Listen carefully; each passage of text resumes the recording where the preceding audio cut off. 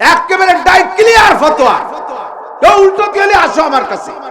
এখন কয় যে হুজুর ওইভাবে কলি তো কেউ কত মানুষ পড়বে না, কয় যে অজ বললি যদি না হয় তা হলি কি হবে, তা তো যাও ভর্ত বাদশাহ দিয়ে চলে যাবেন, যাক আমার কি, চলে যাক আমার কি, আল্লাহর কি, দোরা খাবার তুমি, দুলাই খাবার তুমি।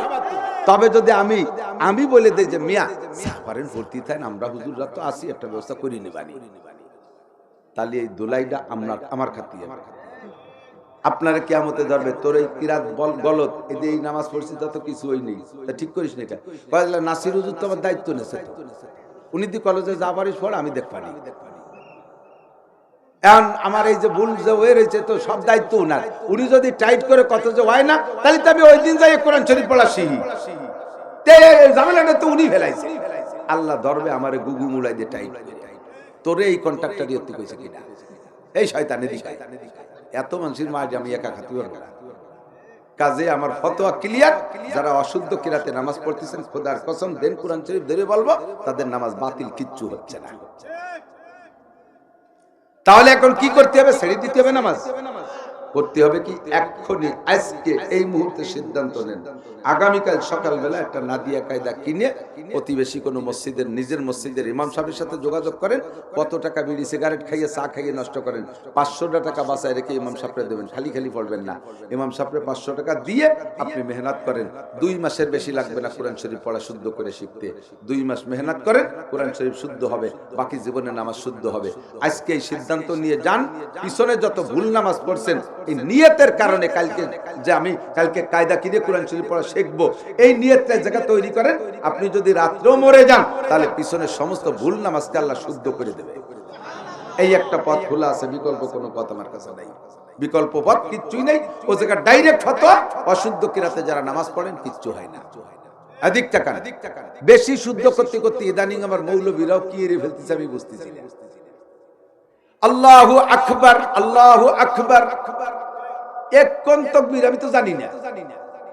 ওরে যদি হরফে হেজা আলিফ বে পড়তে বলি, বলেন এবার অক্ষরগুলো, আইন, গইন, ফা, তারপরে কফ, এরপরে কি কাফ না খাফ? তাই আখ কলি দি খাফ হয়ে গেল। কাফ রে কাফ পড়েন, আবার ইকামতে জিয়ার সময় আল্লাহু আকবার, আল্লাহু আকবার। ও কি অত ভালো অর্থ কইছে কিনা? একজন কোরআন শরীফ পড়তেছি এত শুদ্ধ করে, সে শুদ্ধ অর্থের দিন কি হয়ে যাচ্ছে, সে সুলতান হুজুর কাছে মিয়া কোরআন শরীফ শুদ্ধ, তাই বলে কি অত শুদ্ধ নি? কোরআন শরীফ শুদ্ধ তাই বলে কি এত শুদ্ধ নি? তুই কিরম শুদ্ধ হইস? যে কাফ করতে যে খা কয়ে ফেলা। আল্লাহু আকবার বলেন, আকবার, আখ কবেন না আপনি, কাফরে একটু ভাষা ভাষা কইতে হয়, তাই বলে খা কয়ে ফেললে তো আলাদা অক্ষর হয়ে গেল, সেটা আপনার গলত হয়ে যাবে। আল্লাহু আকবার, আল্লাহু আকবার, আল্লাহু আকবার, আল্লাহু আকবার। গায়ে জুতো মারে কিরাত পড়ে ইমাম সাহেব, এই জায়গায় তেট্টু, এই জায়গায় তেট্টু, এনতেট্টু এনতেট্টু পড়তিছে। فأما من طغى وآثر الحياة الدنيا فإن الجحيم هي المأوى। আপনারা পাবলিকই বুঝতেছেন না, ওলামায়ে কিরাম একটু খেয়াল করতে বলছি, তবে আপনারা নড়ে চড়েন না। فأما من طغى وآثر الآخرة فإن الجحيم هي المأوى। কি তরজমা? যারা দুনিয়াকে প্রাধান্য দিয়েছে, অন্যায় করেছে, বেয়াদবি করেছে, কি বলা হয় বেঈমানি করেছে, জুলুম অত্যাচার করেছে, আর দুনিয়াকে প্রাধান্য দিয়েছে, এই কথার রেজাল্ট হলো ফাইনাল জাহিমা হিয়াল মাওয়া। আমি আগে একদিন নামাজে ইমাম সাহেব শুনি, আগের টুক পড়ে নাই, ফাআম্মা মান তাগা ওয়া আসারাল আখিরা ওয়া আসারাল হায়াতাদ দুনিয়া, এই টুক না পড়ে উনি বলছেন ফাইনাল জাহিমা হিয়াল মাওয়া, ফাইনাল জাহিমা হিয়াল, এইতে শুরু করছে। আমি বললাম ফাইনাল জাহিমা যে হিয়াল মাওয়া, তাদের ঠিকানা হবে জাহান্নাম। কি জন্য হবে? সেই জন্যটুকু তো আগের আয়াতে শুরু দে, সেটুকু বললি না কেন? আল্লি হাফেজ তরজমা, আরে আল্লি হাফেজ না, মাওলানারাও টের পায় না, এরকম এক জায়গাতে ভর্তি তালে। রুকুর শেষ আয়াত পরের পৃষ্ঠায়, এই আয়াতটা যদি না পড়ে তাহলে রুকুর আলোচনা কমপ্লিট হয় না। পৃষ্ঠা শেষ, রুকুতি চলে গেছে। ওই রুকু কোরআন শরীফে রুকু তো একটা আয়াত রয়ে গেছে পরের পৃষ্ঠায়, সেইটুক পড়ে নাই, মনের মধ্যে খালি খসখস করতে চালে থাকে। ওইটুক পড়লে আলোচনাটা হয়ে যায়। আমি তো তর্জমা বুঝি। আপনি যদি তর্জমা বুঝে পড়েন তাহলে আলাদা মজা পাবেন। তবে কোরআন শরীফ এমনই কিতাব, তর্জমা না বুঝে পড়লে হরফে হরফে 10 নেকি, বলেন সুবহানাল্লাহ। তবে শুদ্ধ পড়তে হবে, শুদ্ধ না পড়লে বইয়ে কোরআন শরীফ পড়লে আয়াতকুন নেকিও পাবে না। আয়াতকুন বোঝেন? এক নেকির অর্ধেকটা আমাকে গোপালগঞ্জে আয়াতকুন, আয়াতকুন নেকিও পাবে না। সারা কোরআন শরীফ পড়বা, এক বস্তা গুনাহ নিয়ে বাড়ি যাবা। এজন্য সকলে শুদ্ধ করে কোরআন শরীফ পড়া শিখতে হবে। মহিলারা শিখবে মহিলা মাদ্রাসায় যাইয়া, পুরুষরা তাড়াতাড়ি সিদ্ধান্ত নেন, বাবা ভাষা কানে উড়াই দিয়েন না।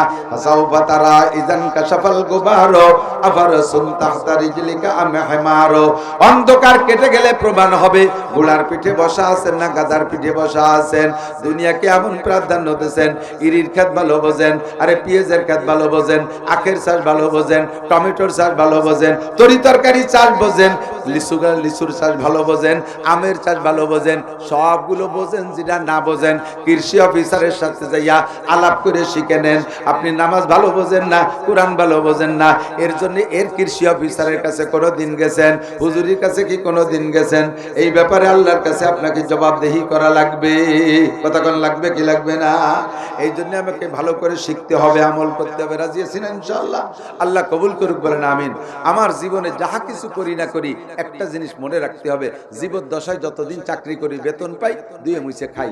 চাকরি যখন শেষ হয়ে যায়, রিটায়ার্ড হয়ে যায়, তখন সরকার 20-30 লাখ টাকা দিয়ে পাঠায় দেয়, যাও এই টাকার একটু কাজে লাগাইয়ে মরাকাল পর্যন্ত দুয়ে মুছে খাও। যারা বুদ্ধিমান জ্ঞানী তারা অর্ধেক টাকা দিয়ে একটু জমি রাখে শহরের পাশে, আর অর্ধেক টাকা দিয়ে একটা ছোট মোটো অলি একটা বিল্ডিং ফিল্ডিং করে সেখানে 2 ইউনিট করে ভাড়া দিয়ে আসে, মাসে 10-20 হাজার টাকা। এই টাকাগুলো যদি ভেঙে খায় কয়দিনই শেষ হয়ে যাবে। তো মরণকাল পর্যন্ত ছেলে মেয়ে বউ বাচ্চার মুখাপেক্ষি যাতে হওয়া না লাগে, এই জন্য এখান থেকে ভাড়া আসে। এই সচেতনা বোধ রেখে একটা বিল্ডিং করে ভাড়া দেয়, দেখি দেন, এরকম আছে না? এটা হলো বুদ্ধিমান জ্ঞানী মানুষ। তা আল্লাহ পাক বলেন, নবী পাক বলেন, তুমি দুনিয়ায় যতদিন আসো অতদিন নামাজ রোজা হজ যাকাত ইত্যাদি ভাবে কামাই করতেছো, মরার পরে অনাদি অনন্তকাল জান্নাতে থাকবা। ওই জায়গা থাকিয়া তোমাকে এই নেকি ব্যবহার করা লাগবে। জান্নাতের টাকার নাম হলো নেকি। এখন যা কামাই করে গেছো তাতে কতটুক হবে না হবে, তুমি একটা আয়ের পথ খুলে রেখে যাও, একটা আয়ের পথ, একটা বিল্ডিং বানায় রেখে যাও, ওইতে ভাড়া আসতে থাও। এর নাম হলো ইজা মাতাল ইনসান ইনকাতা আনহু আমালুহু। মানুষ মারা গেলে সব আমলের দরজা বন্ধ হয়ে যায়, ইল্লা মিন সালাসা। হুজুর বলেন 3টে ট্রাস্ট খোলা থাকে, 3টে আয়ের সোর্স খোলা থাকে। 1 নম্বরে সদকা জারিয়া, 2 নম্বরে ইলমে শরিয়ত যদি শিখে রেখে যাও, ছাত্রদেরকে আলেম বানায় যাও, 3 নম্বরে নেক সন্তান রেখে যাবা, তারা তোমার জন্য দোয়া পাঠাবে। তো এই 3টের ভিতরে প্রথমটা হুজুর বলেন সদকা জারিয়া। আমার একটা আয়ের উৎস খুলে রেখে যাওয়া দরকার, একটা আয়ের উৎস খুলে রেখে যাওয়া দরকার। যা ইনকাম করছি এতে কতদিন চলতে পারবো জানি না, আমি মরার পরেও যাতে আমার একটা আয় আসতে থাকে, আমার একটা লাইন দিয়ে টাকা আসতে থাকে, এমন একটা দরজা খুলে রাখা উচিত। কথা বলেন ঠিক কিনা? কষ্ট হচ্ছে আপনাদের? এখানে এসব জামাত হবে, জামাতের সাথে একটু বসেন মাত্র 2-1 মিনিটের ভিতরে। এর জন্য সদকায়ে জারিয়ার নিয়তে কোরআনের পাখিরা খাবে, পুরা কোরআনের পাখিরা খাবে এদের। আরে ভাই, দুনিয়ার যত পাখি আছে তাদের নিজস্ব কোনো খেত খাবার নাই, অথচ তারা খাচ্ছে আমাদের বাগবাগান থেকেই। ঠিক কি ঠিক না? তো কোরআনের পাখিগুলো এ জায়গা আসছে, তাদের একটা খানা আপনার বাগানের মধ্যে চালু রাখবেন, এই নিয়ত করে আজীবন সদস্যের খাতায় আপনি মাদ্রাসায় সারা জীবন ভরে দিয়ে যাবেন। হুজুররা দোয়া করবে আপনার জন্য। 2টি দোয়া, এদিক তাকান। একটা হলো আপনি নাম লেখা দেবেন যে বছরে আমি 1000 টাকা দেব, তাতে যতদিন বেঁচে থাকি অতদিন দেব। এই জায়গা আপনার জন্য 2 প্রকারের দোয়া হবে। একটা হলো, আল্লাহ এই চাচারে তুমি ধন সম্পদ ঠিক রাখো, কারণ উনি যদি গরিব হয়ে যায় তাই তো 1000 টাকা দিতে পারবে না, এই জন্য আপনার সম্পদের দোয়া হুজুররা করবে। 2 নম্বর দোয়া করবে, আল্লাহ এই কাগারে অনেক দিন বাঁচায় রাখো, কারণ উনি যদি 4-5 বছর পর মরিয়ে যায় তাতে সেটা বন্ধ হয়ে যাবে। উনি যতদিন বেঁচে থাকবে ততদিন আমরা টাকা পাবো। তাহলে আপনার পক্ষের দামি দামি 2টি দোয়া, একটা হলো আপনার অর্থ সম্পদ ঠিক রাখার দোয়া, 2 নম্বরে আপনাকে সুস্থতার সাথে লম্বা হায়াতের দোয়া। এই 2টি জিনিস তো আমার দরকার। এই দোয়া হুজুররা করবে। বছরে 1000 টাকা একজন ইনকাম করেন মানুষের জন্য কিছু না। এ জামানে 1000 টাকা কিছুই না। আজ থেকে 30 বছর আগে 50 টাকার যে দাম ছিল, এখন 1000 টাকারও সে দাম নাই। ঠিক কি ঠিক না? আজ থেকে 30 বছর আগে 50 টাকার যে দাম ছিল, এখন 1000 টাকার সে দাম না। পোলাপান তারাও এখন 200-500 টাকা নিতেছে না, না 1000 টাকা নোট না নিয়ে বাজারে যাচ্ছে একটু। তো সারা বছরের ভিতরে কোরআনের পাখিদের খেদমতে 1000 টাকা দেওয়ার মতো ইচ্ছা করছেন কোন আল্লাহর বান্দা, তাদের নাম বদরি সৈনিকদের সাথে নাম লেখা হবে। সিরিয়ালে 313 জন বদরি সৈন্য মুজাহিদ ছিলেন, তাদের আগে পিছনে সব গুনাহ মাফ। হুজুর বলেন যার সাথে যার মিল হবে তার সাথে তার হাসর হবে। সিরিয়াল ধরে 1 নম্বরে মুহাম্মদুর রাসূলুল্লাহ, 2 নম্বরে আবু বকর, 3 নম্বরে ওমর, এরকম সিরিয়াল ধরে 313 জন সাহাবার সাথে 313 জন বদরি সৈনিকের নাম লেখা হবে এখানে। একটু মহব্বতের সাথে বলবেন আমি এই মাদ্রাসার খেদমতে 1000 টাকা দেবো ইনশাআল্লাহ। ইলিয়াস ভাই 1000, কি নাম? ফিরোজ মোল্লা 1000, আল্লাহ দান কবুল করেন। বদরি সৈনিক প্রথম 2 জনের সাথে 2 জনকে কবুল করে নেন। আল্লাহ মক্কা মদিনা জিয়ারত নসিব করেন, বদর প্রান্তে যে দেখার তৌফিক দান করেন।